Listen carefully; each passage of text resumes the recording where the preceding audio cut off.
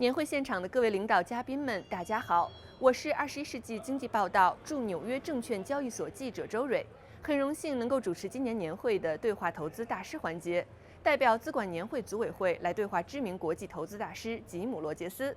当前，全球金融市场正面临着通货膨胀的反复升温、地缘政治局势的加剧演变，以及技术进步的迅猛发展。那在这样复杂多变的环境中，对金融世界的趋势和机遇的理解就变得前所未有的重要。那么，当下全球市场的表现究竟如何？未来的投资机会又在哪里？有哪些潜在风险需要我们大家警惕？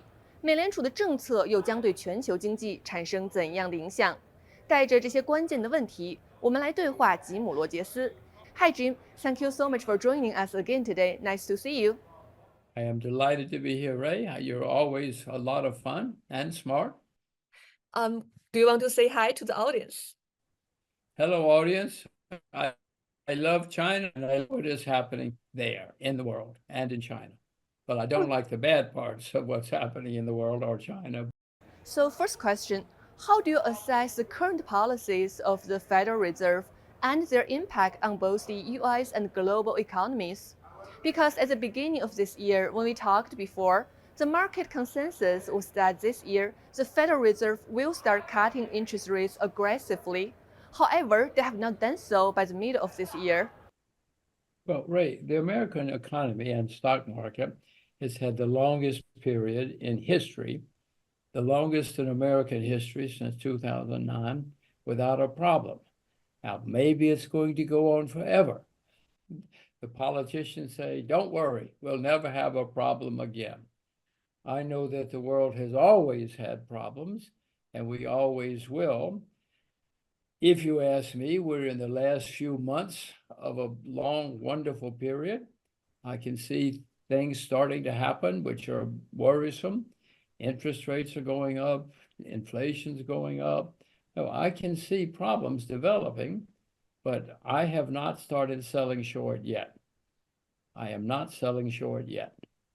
What do you foresee as the key challenges and opportunities for the US economy in the coming years? Coming years? Well, let's get through the coming weeks first. I know that historically we're going to have a problem sometime in the next few weeks or months. We always have. And it's probably going to be a very bad problem because, Ray, the debt is so very, very high in America. It's the highest in the history of the world. So the next problem, I don't like it, but has to be a bad problem. So I think that I know that America is going to have a serious economic problem, serious stock market problem in the next year or two. It's going to last for a while because we have so much debt now. But always after we have a huge problem, things have gotten better and we start over. I hope it happens again that way. Do you have an estimate of time when the economy will face a problem in your mind, like a timeline? Well, I'm not smart enough to do that, but I think by the end of this year, by the election or after, things will start going wrong in the US and therefore in the world. Do you think the Federal Reserve will start cutting interest rates soon? Because the market consensus is that by the end of this year, 2024, there will probably be one or two interest rate cuts. Well, they probably will, especially if things start going wrong. When things start going wrong, all they know at the central bank is print money, cut rates, cut rates. They will, that's certainly, that's all they know when things start going wrong. So yes, is it going to work? No. It may work for a short time, but the problems are so huge now that it's going to take much more than that. So, considering recent global economic trends and regional development, as well as changes in industry supply chains, where do you see the most promising investment opportunities in the future? And also, like what potential risks should investors be aware of?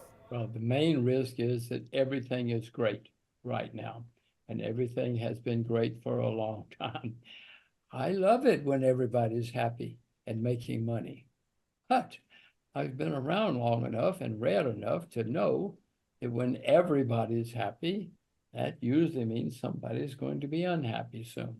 The only place, I mean, Uzbekistan is probably a good place to look now, but nearly every other market in the world is at a new high or has been very strong. And when everybody's doing well, you should worry. Worry. I don't like it, but I know enough to know.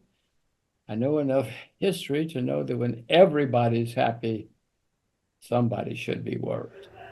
I remember you have previously stated that you believe the best opportunities in the world are in China, and you were one of the earliest investors who started investing in China.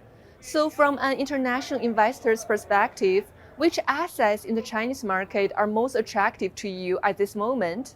In my experience, when there's a problem somewhere, you look to see what is hurt the most. Whichever parts of the economy are suffering the worst, that's where I look for opportunities. Yes, property has done very badly. Entertainment, tourism, travel, all of these things have done badly in China. So I am looking. I have not found anything yet, but that's partly because I'm lazy. And I hope I will certainly find more opportunities for investment in China, especially when a market is down. That nearly always leads to opportunities. We have a lot of audience who are institutional Chinese investors today. So, do you have any advice for Chinese institutional investors? But my main advice would be that what I do is look at what's down the most and see if there are good opportunities in what's down the most. I know your parents taught you to buy low and sell high. I would tell the institutional investors, look at what is low. Look at what is down the most. Maybe there's something there. However, right now, everybody's talking about something high, which is the technology sector, right? Everybody likes to chase the technology sector. And also, in today's rapidly evolving world of technological innovations, which advancements do you believe will have the most profound impact on the economy and society?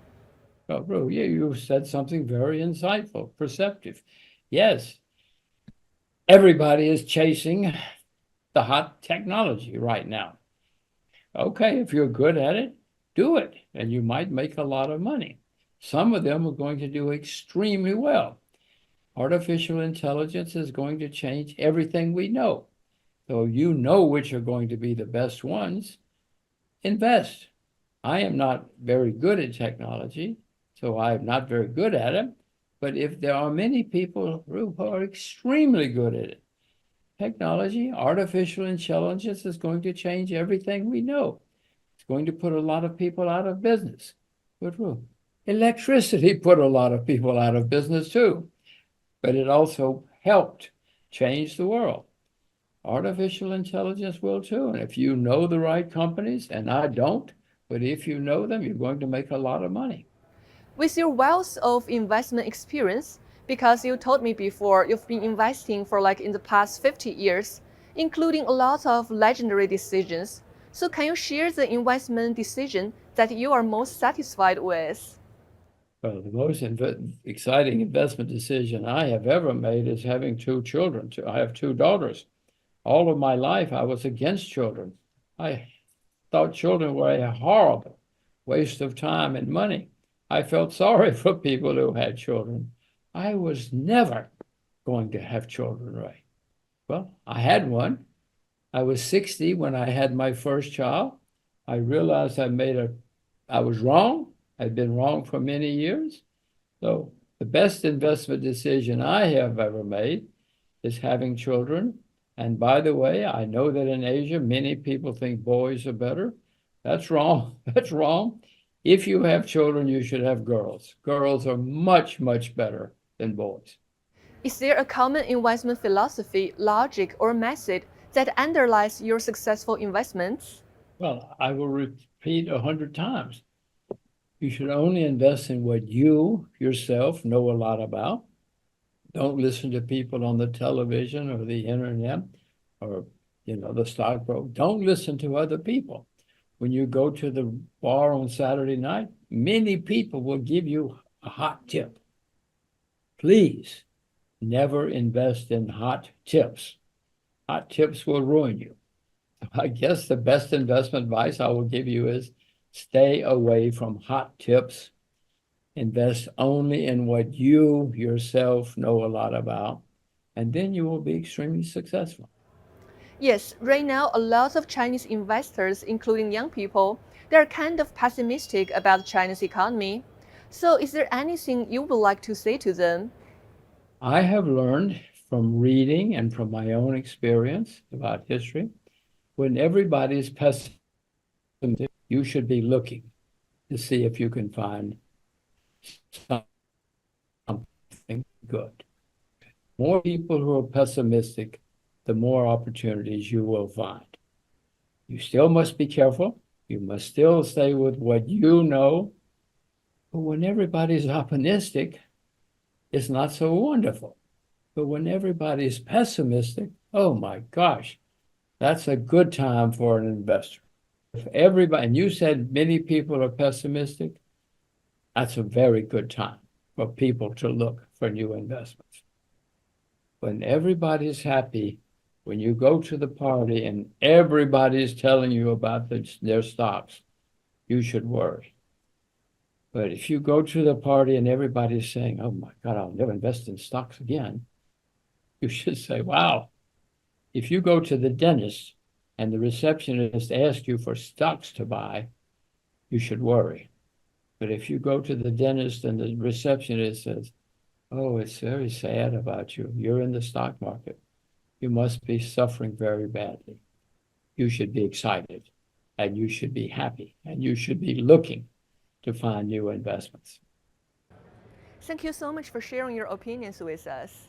谢谢吉姆·罗杰斯先生对2024年资产管理年会的支持。下面我们将回到年会现场，继续接下来的环节。